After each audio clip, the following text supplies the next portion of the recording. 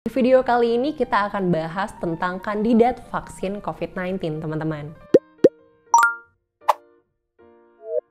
Assalamualaikum, halo teman-teman, selamat datang kembali di channel YouTube Fani Utami. Dan di video kali ini kita akan bahas terkait dengan vaksin COVID-19 yang tentunya udah kita tunggu-tunggu sejak awal terjadinya pandemi ini ya. Karena vaksin COVID-19 jadi salah satu harapan kita untuk memutus rantai penyebaran COVID-19 dan juga jadi salah satu harapan kita untuk bisa menghentikan pandemi ini, teman-teman. Aku perlu menyampaikan ke kalian kalau video ini dibuat tanggal 19 Oktober 2020 karena kita akan membicarakan terkait dengan COVID-19, dimana kita sama-sama tahu kalau semua yang terkait dengan COVID-19 itu time sensitive, sehingga cepet banget perubahannya, makanya juga kalian perlu tahu kapan video ini dibuat, teman-teman. Terkait dengan kandidat vaksin COVID-19, jadi di seluruh dunia itu banyak banget yang sedang mendevelop vaksin ini. Jadi semuanya sedang berlomba-lomba gimana caranya vaksin COVID-19 itu cepat ada, supaya pandemi ini segera berakhir gitu kan harapannya. Nah, untuk kalian yang sedang mencari informasi seputar vaksin COVID-19, kalian bisa akses data validnya langsung dari WHO dan datanya selalu diupdate tiap waktu oleh WHO, teman-teman. Jadi kalian di websitenya WHO, kalian bisa menemukan ini, teman-teman, ada draft landscape of COVID-19 candidate vaccine, kalian bisa lihat. Dan karena hari ini adalah tanggal 19 Oktober 2020, kebetulan ini juga udah ada update paling barunya per hari ini, yaitu 19 Oktober 2020. Jadi di sini kalian bisa klik download, nanti kalian akan lihat datanya semuanya secara transparan, teman-teman. Nah, di sini kalian bisa lihat untuk isi PDF-nya.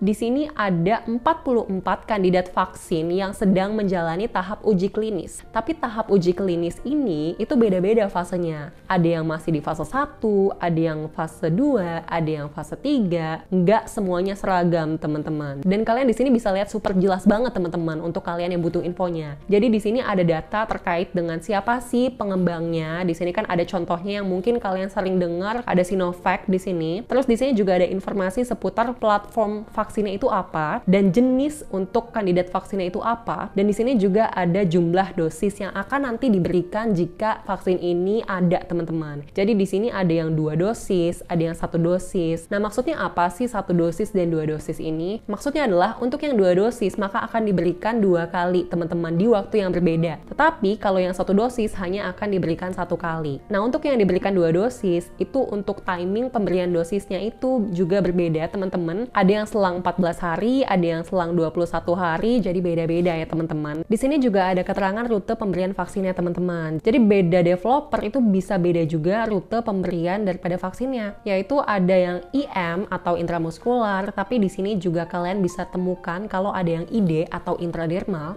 Dan di sini bisa kalian temukan juga ada yang SC atau subkutan. Dan di sini bisa kalian temukan juga ada yang oral. Jadi bukan disuntik, melainkan ditetes melalui mulut, teman-teman. Nah, kalau kalian mau tahu lebih detail lagi, di sini kalian bisa klik, teman-teman, di bagian clinical stage-nya. Tergantung kalian mau lihat daripada uji klinis vaksin yang mana. Kalau misalnya kalian mau melihat yang dari Sinovac, contohnya aku klik yang paling atas ya. Di sini kalian bisa temukan informasi yang lebih detail lagi terkait dengan uji klinis tersebut. Jadi di sini benar-benar transparan banget, benar-benar detail banget, teman-teman. Kalau misalnya kalian membutuhkan infonya, di sini kalian bisa melihat status rekrutmennya, terus kalian juga bisa melihat ini kapan pertama kali di-post, terus kapan terakhir kali update-nya. Dan di sini kalian bisa lihat siapa sih sponsor daripada penelitian ini, kalian juga bisa lihat siapa sih kolaboratornya. Kalian juga bisa lihat terkait dengan penelitian, teman-teman, detail penelitiannya. Jadi di sini ada rangkuman singkatnya terkait dengan penelitian uji klinis ini di fase 3. Dan kalian juga bisa lihat, nah, di sini desain penelitiannya itu seperti apa. Oh, ternyata memang partisipannya banyak banget nih di sini. Ada 8.870. Lalu di sini kalian juga bisa lihat kapan sih dimulainya. Oh, ternyata tanggal 21 Juli 2020 dan estimasi selesainya itu ada di akhir 2021, teman-teman. Di sini juga kalian bisa lihat dari penelitian uji klinis tersebut kriterianya apa sih, kriteria inklusinya dan apa sih kriteria eksklusinya. Kalau kalian hanya butuh data berapa seberapa banyak sih kandidat vaksin yang sedang dikembangkan, kalian cukup akses PDF yang ini dari WHO, tapi harus yang paling baru ya teman-teman. Tapi kalau misalnya kalian mau tahu lebih detailnya terkait dengan uji klinis yang spesifik, itu kalian bisa klik linknya di sini teman-teman. Lalu kalian juga bisa lihat kira-kira kandidat vaksin yang sebenarnya sudah ada tapi belum melalui uji klinis itu ada nggak sih?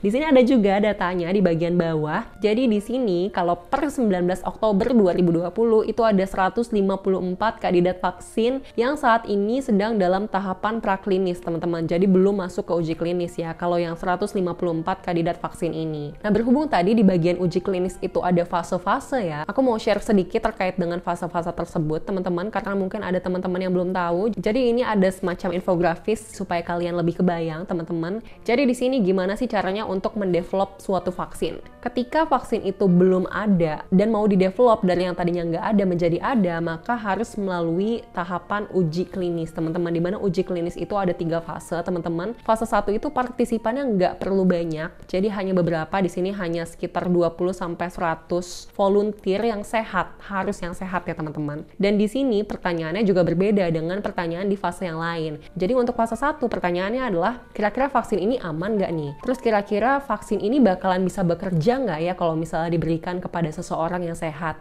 Terus juga terkait dengan efek samping, kira-kira ada efek samping yang berbahaya nggak sih kalau misalnya vaksin ini diberikan kepada orang yang sehat?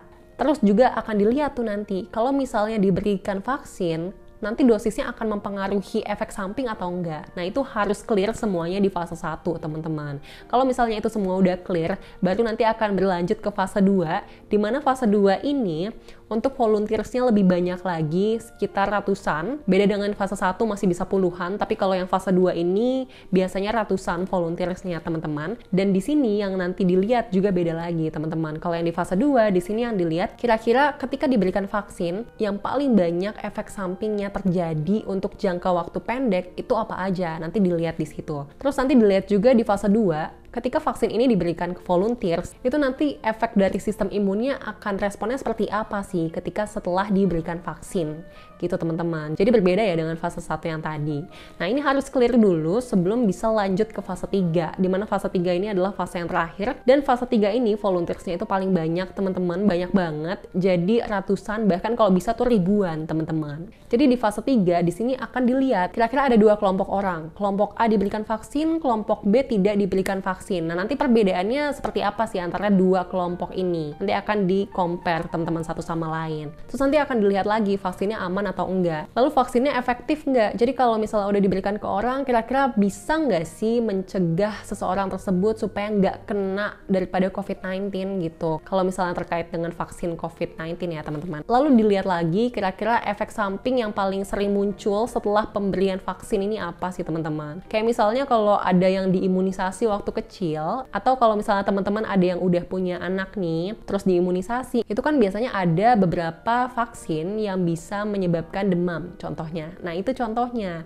Jadi di sini yang dilihat kira-kira efek samping yang paling umum terjadi ketika diberikan vaksin COVID-19 itu nanti apa? Jadi nanti ketika diberikan vaksin dan terjadi respon tersebut atau efek samping tersebut, itu nanti bakalan bisa dijelaskan, oh ternyata memang seperti itu adalah efek samping yang normal dan sering terjadi. Karena kalau misalnya ini nggak clear, nanti bingung ketika diberikan vaksin, oh ternyata kok jadi kayak gini, nanti malah bingung kalau misalnya untuk uji klinisnya nggak clear. Jadi ini memang detail banget dan sangat harus dikerjakan dengan teliti, nggak main-main ya teman-teman. Jadi kita saat ini sambil menunggu, sambil doa juga supaya semoga vaksin ini bisa segera hadir di tengah-tengah kita dan bisa membantu kita menghentikan pandemik ini. Oke teman-teman, sekian video kali ini, semoga video ini berguna dan semoga pandemi ini segera berakhir teman-teman.